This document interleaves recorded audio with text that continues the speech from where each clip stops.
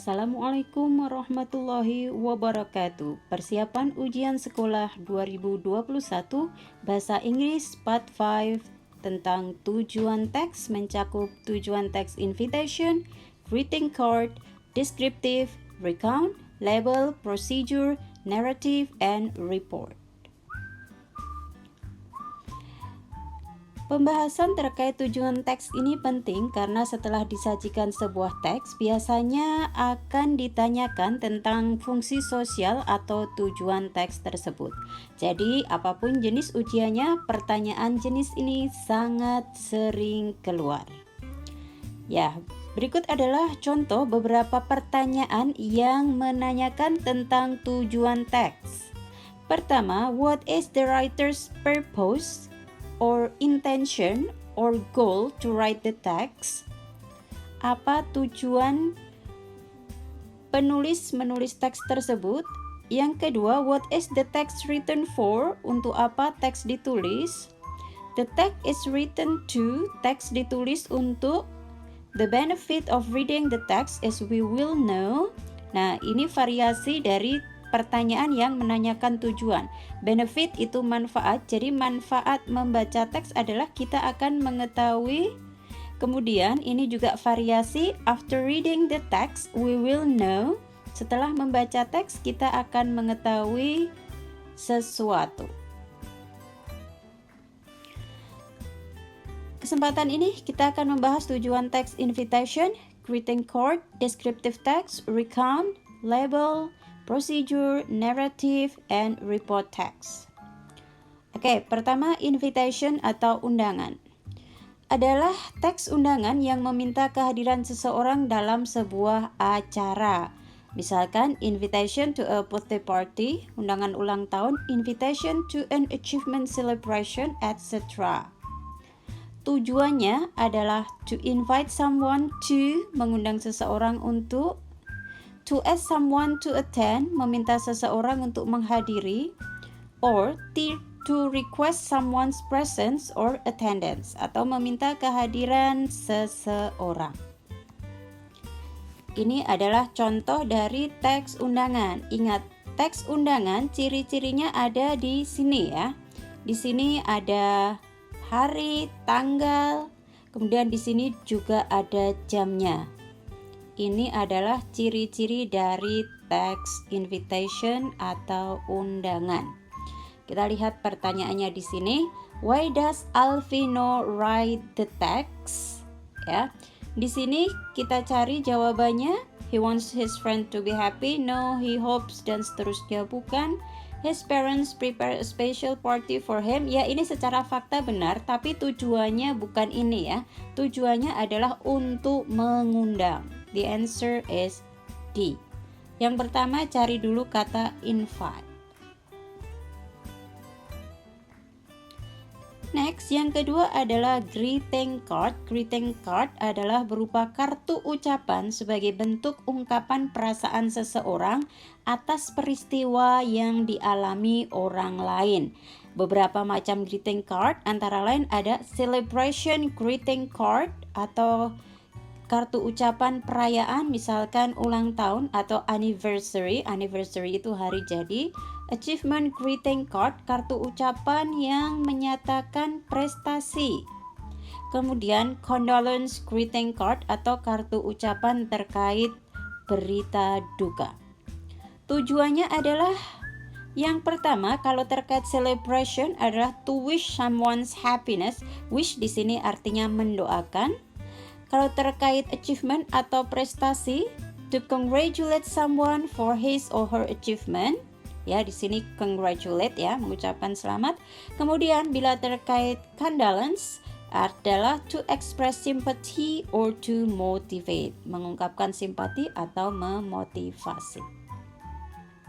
Kita lihat di sini ada dua contoh. Yang pertama, the key to happiness is having dream. The key to success is making them come true. Congratulations for being the best graduate. Di sini adalah greeting card terkait achievement.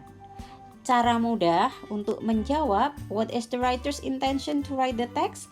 Kalau kalian pada teks ada kata congratulations, maka biasanya jawabannya adalah di sini ada kata congratulate. Di sini option B ya. Congratulate. Yang kedua, Dear James, knowing the close bond you shared with her, I'm sure you are going through the most difficult and trying time. I'm deeply grieved, sangat berduka to hear your loss of mom. Ini berarti berita duka terkait kehilangan ibunya. And know that my prayers are always with you. Be tough, Janet. Ya. Okay, what is the writer's intention to write the text? Kalau terkait berita duka, kita cari apakah ada option motivate atau sympathy. Di sini ada di option B motivate, ada juga C to express sympathy. Kita cari mana yang lebih tepat jawabannya. B, to motivate James coping with his hard time. Ini potensi benar, coping itu artinya menghadapi. C, to express sympathy to James' parents' death, ya. Jawabannya adalah B. Kenapa C salah? Karena di sini perhatikan ada parents. Jadi S-nya 2.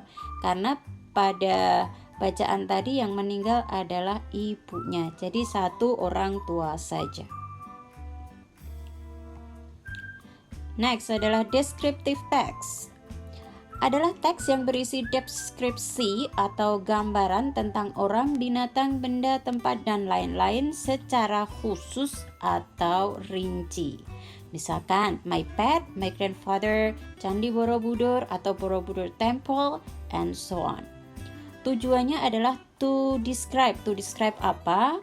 Ini kalian bisa lihat judul ya.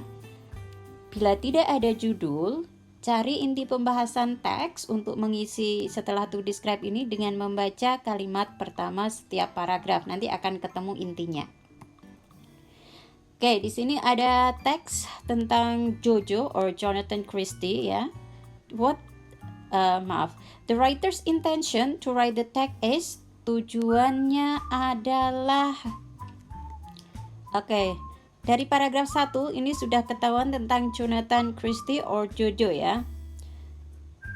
Kita lihat juga paragraf kedua, kalimat pertama, the 21-year-old shutler is tall and good looking. Ini juga tentang Jojo. Being a national athlete, Jojo must live in a dormitory. As a gold medalist in the 18 Asian Games, Jojo lah, semua tentang Jojo. Berarti cari di mana ada kata Jojo pada option. To inform Jonathan Christie, di sini ada, di sini juga ada, di sini juga ada.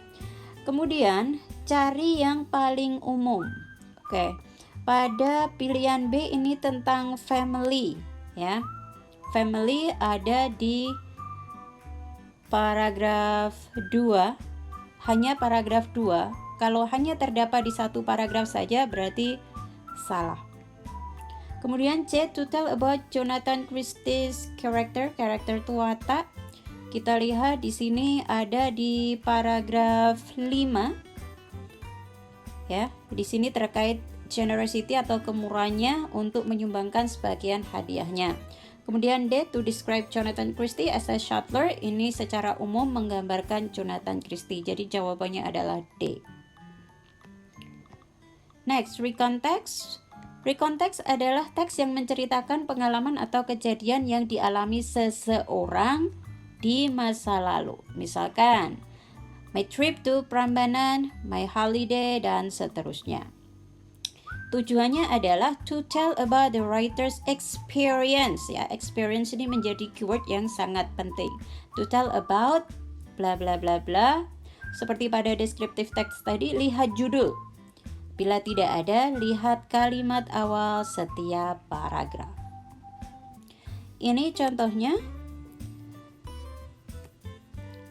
Last month, the 8-year student of SMP1 visited Yogyakarta Place. There were 5 buses taking them. Kemudian early in the morning, they gathered at 9:30. The buses arrived in Magelang. They went.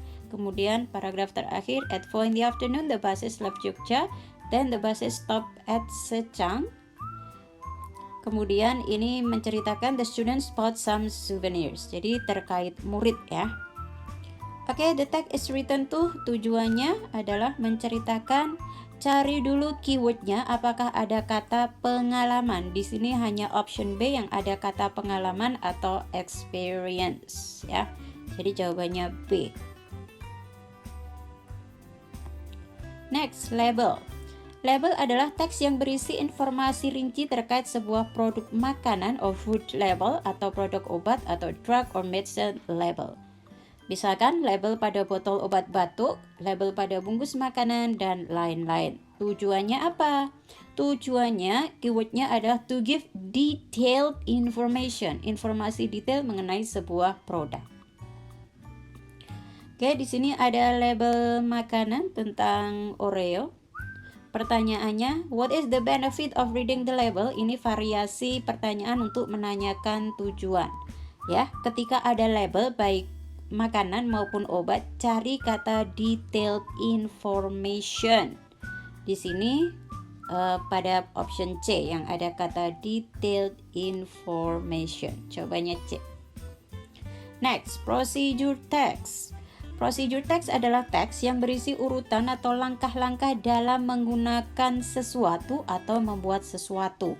Misalkan how to make fried rice, how to operate a blender, etc. Tujuannya di sini ada beberapa cara to show the ways to operate or to make something, to guide us to operate or to make something, to inform the steps of operating or making something, to tell us how to operate or making something. Ya, something di sini kalian lihat pada judulnya.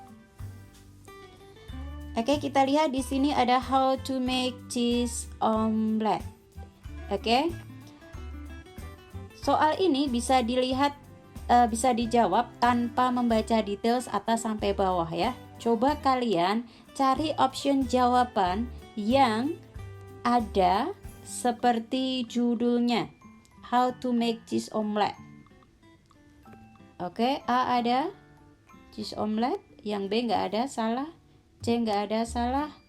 D nggak ada juga ya. Optionnya adalah A. Gampang kan? Next, narrative text adalah teks yang berisi cerita khayal berupa dongeng, fable, legenda, asal-usul sesuatu, dan lain-lain. Misalkan Malin Kundang, The Legend of Tangkuban Perahu, Cinderella, The Origin of Mango, etc. Tujuannya ada dua. Di sini ada to entertain or to amuse, artinya menghibur. Entertain itu menghibur, amuse itu menyenangkan. Kemudian to make the readers learn moral value. Ya, jadi kalau ada pertanyaan tentang tujuan teks, cari dulu entertain or amuse ada tidak. Kalau tidak ada, cari learn moral value. Oke, di sini ada pertanyaan terkait teks The Crow and the Oyster ya. Nggak perlu baca, ini langsung bisa jawab. What is the writer's intention to write the text? Ya, cari apakah ada kata amuse atau entertain. Yang ada adalah pada poin C. Jawabannya C. Ingat, cari kata entertain or amuse. Kalau tidak ada, cari kata learn moral value. Yang terakhir adalah report text. Report text adalah teks yang berisi tentang deskripsi sesuatu berdasarkan fakta dan tanpa memasukkan opini penulis. Teks ini lebih bersifat ilmiah, jadi beda sama deskriptif teks ya. Kalau deskriptif itu menggambarkan sesuatu yang khusus, kalau ini lebih bersifat umum. Contohnya Jasmine, Tiger, Elephant, and so on. Kalau dalam teks kelas 9 biasanya hanya terkait tumbuhan dan binatang. Tujuannya adalah to describe about something in general or to give general description about something. Jadi ingat keywordnya ada kata in general. Ini ya. Contohnya di sini ada teks berjudul N. Tidak perlu membaca semua teks ya. Di sini the text is written to. Keywordnya adalah cari kata general atau generally ya. Nah, di sini pada option B, jawabannya B. Kenapa yang lain salah? Karena biasanya pilihan-pilihan pada paragraf lain, pada option lain itu hanya terkait informasi sebagian. Misalkan pada A ini hanya terdapat pada paragraf 2. Kemudian C hanya terdapat pada paragraf 1. Kemudian to show about the working system in an ant colony ini pada paragraf 2 juga. Jadi kalau ada kata in general itu berarti mencakup semua informasi dari teks tersebut. Oke, thank you. I think that's it. Wassalamualaikum warahmatullahi wabarakatuh.